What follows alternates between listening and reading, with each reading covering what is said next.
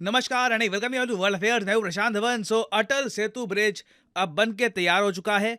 और अब देखिए, इस ब्रिज को लेकर कई लोग सवाल ये कर रहे हैं कि क्या एक आम आदमी को जो कार इस्तेमाल करता है, जो रेगुलरली इस ब्रिज को यूज करना चाहेगा, क्या उसको साल में 1.5 लाख रुपए पे करने होंगे ना? वैसे मैं आपको बता दूं, अटल सेतु ब्रिज एक इंजीनियरिंग मार्वल है। इसका नाम इनिशियली था मुंबई ट्रांस हार्बर लिंक और बाद में इसको रीनेम कर दिया गया as Shri Atal Bihari Vajpayee trans harbour link.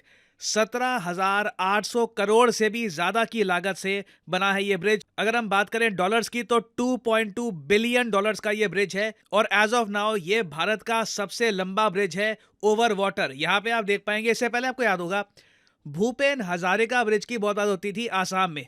Bhupen Hazarika bridge इससे पहले भारत का सबसे लंबा ब्रिज था ओवर वाटर। इसकी लेंथ 9 किलोमीटर से ऊपर थी। मगर जो अटल सेतु है, इसकी जो लेंथ है ये 21 किलोमीटर से भी ऊपर है। 21 किलोमीटर से ऊपर। और यहां पे आप देख पाएंगे आर्टिकल, अब मुंबई से नवी मुंबई में पहुंचना बहुत आसान हो गया है। 20 मिनट में आप रास्ता कंप्लीट कर पाएंगे। इंडिया का लॉन्गेस्ट सी ब्रिज अब ओपन हो चुका है। और ऑनेस्टली एक बात बताऊं, मैं आपको इस ब्रिज की बहुत सारी वीडियोस फोटोज दिखा सकता हूं। देखो रात को ये ब्रिज कितना सुंदर लगता है वगैरह। मगर पर्सनली आप मुझसे पूछे तो सबसे ज़्यादा इंप्रेसिव व्यू इस ब्रिज का आता है जब आप इसको सैटेलाइट व्यू से देखते हैं, तब अलग ही लगता है ये ब्रिज ना। यहाँ पे आप देख पाएंगे, यह है एशिया का मैप, यह है हमारा प्यारा भारत। और मुंबई में अगर मैं जूम इन करूँ ना, मुंबई के आपको पता होगा पास में एक सैटेलाइट सिटी बनाई गई है नवी मुंबई। नवी मुंबई इसलिए बनाई गई है ताकि मुंबई का जो कंजेशन है, जो आबादी वहाँ पर ओवरलोड हो चुकी है, वो धीरे धीरे कम हो जाए ना। यहाँ पे आप अगर नोट करें, I mean really this is huge. आप देख पा रहे हैं, थोड़ा सा ना आपको और अच्छे से दिखाता हूँ। ये यहाँ पे ये है मुंबई ट्रांस हार्बर लिंक का एंड पॉइंट और ये है आपके सामने ये पूरा अटल सेतु। आप देख पा रहे हैं कितना ह्यूज है ये, किस तरीके से मुंबई को नवी मुंबई से ये कनेक्ट कर रहा है। It is absolutely enormous. और इसी टाइप के इंजीनियरिंग मार्वल्स हैं, ये इंडिया, न्यू इंडिया को डिफाइन करते हैं। पीएम मोदी ने अटल सेतु के बारे में ये बात कही है। ये जो छोटी सी क्लिप है ये आप देखिए। अटल सेतु भारत की उस आकांक्षा का उदयघोष है जिसका आह्वान साल 2014 में पूरे देश ने किया था। जब मुझे चुनाव की जिम्मेवारी दी गई थी तो 2014 के चुनाव के कुछ समय पहले मैं रायगढ़ किले पर गया था।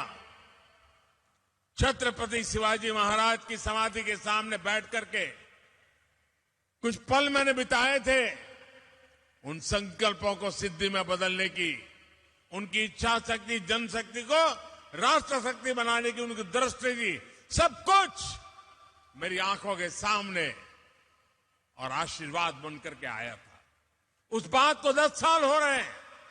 इन 10 वर्षों में देश ने अपने सपनों को सच होते देखा है ना। मैं देख रहा था कि इस पूरे स्पीच के दौरान ना पीएम मोदी काफी बार भावुक भी हो गए थे। भावुक इसलिए हुए थे क्योंकि अटल सेतु की जो पूरी स्टोरी है ना, इसमें शिंजो आबे का क्रिटिकल रोल है। यहाँ पे आप देख पाएंगे, इस पर बहुत सारे आर्टिकल्स भी लिखे गए हैं कि पीएम मोदी ने याद किया है अपने डियर फ्रेंड शिंजो आबे को। शिंजो आबे, अगर आप लोग नहीं जानते, जापान के पूर्व प्राइम मिनिस्टर थे।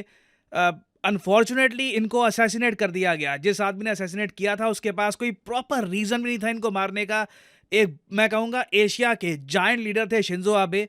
और देखो 2018 में ना, एक्चुअली 2017-18 के आसपास इन्होंने पीएम मोदी को कहा था कि यू नो व्हाट, मुंबई और नवी मुंबई को अगर आपको डेवलप करना है ना, तो आपको एक ब्रिज चाहिए, आपको ऐसा एक रास्ता चाहिए जिससे कई लोग जो नवी मुंबई में घर परचेज करेंगे वो आराम से मुंबई में काम कर सकें, वापस घर लौट सके। तो एक एनविजन किया गया कि क्यों ना 2 बिलियन डॉलर्स की कंस्ट्रक्शन से भी ज्यादा का एक ब्रिज हम बनाए यहाँ पर, and it will be an engineering Marvel. India का लॉन्गेस्ट सी ब्रिज होगा।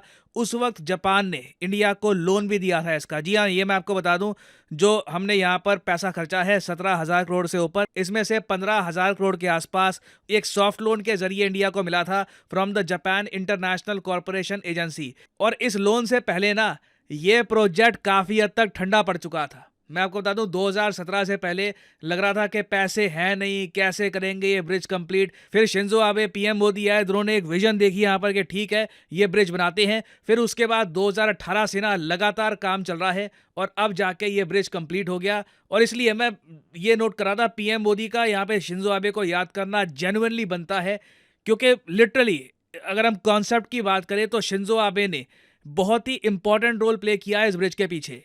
अब देखिए, शिंजो आबे को याद किया गया, बहुत अच्छी बात है, ब्रिज बन चुका है, इंडिया को एक एसेट मिल चुका है। 100 साल तक आराम से ये ब्रिज कहीं नहीं जाएगा, जिस तरीके से इसको बिल्ड किया गया है 100 साल तक ये भारत को सेवा देगा।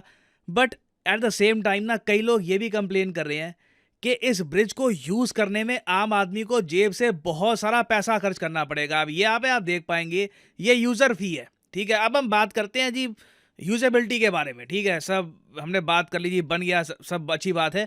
मगर एक कार है ना अगर आपके पास, और आप नवी मुंबई से मुंबई में, फिर मुंबई से नवी मुंबई में जाना चाहते हैं और आपको एक मंथली पास चाहिए, ठीक है जी, आप रेगुलरली यूज़ करोगे इस ब्रिज को, तो आपको महीने का ना 12,500 रुपये पे करना पड़ेगा। साल का कितना बन जाता है? 1.5 लाख रुपये। 1.5 लाख रुपये साल का आपको पे करना पड़ेगा सिर्फ एक ब्रिज को यूज़ करने के लिए। अगर आपका कोई आपकी कोई फैक्ट्री है, बिजनेस है आपका, यहाँ पर आपका कोई बड़ा ट्रक है, तब तो देखिए आपको कई लाखों में पेमेंट करनी पड़ेगी। हो सकता है कि 7-8 लाख पर आपको ईयर के पे करने पड़े।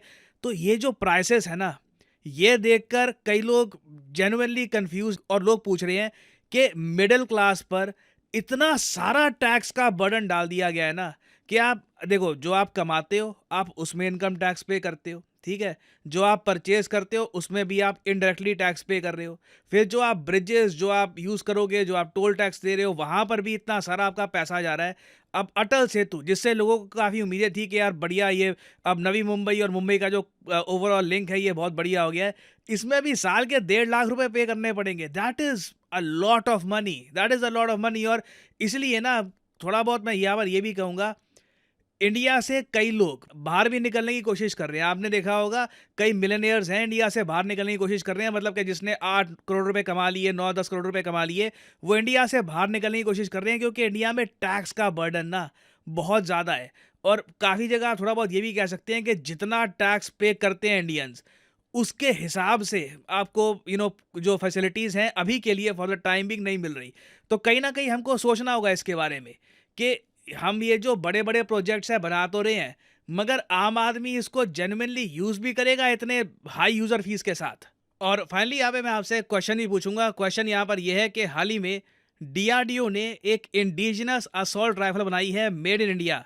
आपको बताना है कि इसका नाम क्या है। ये है यहाँ पे आपकी ऑप्शंस: उग्रम, रक्षम, निर्भय या फिर सिंघम। रिसेंटली ये बहुत ही ज़्यादा न्यूज़ में थी। कमेंट सेक्शन में करिए उत्तर। जो लोग सही आंसर देंगे मैं कोशिश करूंगा कि उनकी कमेंट को मैं हार्ट दे दूं, ताकि बाकी लोग भी सही आंसर समझ पाएं। और अनअकैडमी के देखिए ऑफर चल रहे हैं आज के समय। ये जो ऑफर्स हैं इनको आप यूज़ कर सकते हैं टू गेट डिस्काउंट। तो कमेंट सेक्शन में लिंक आपको मिल जाएंगे। आप यहाँ पर कोर्स ओपन करके you can use the code PD10 और आपको डिस्काउंट मिल जाएगा।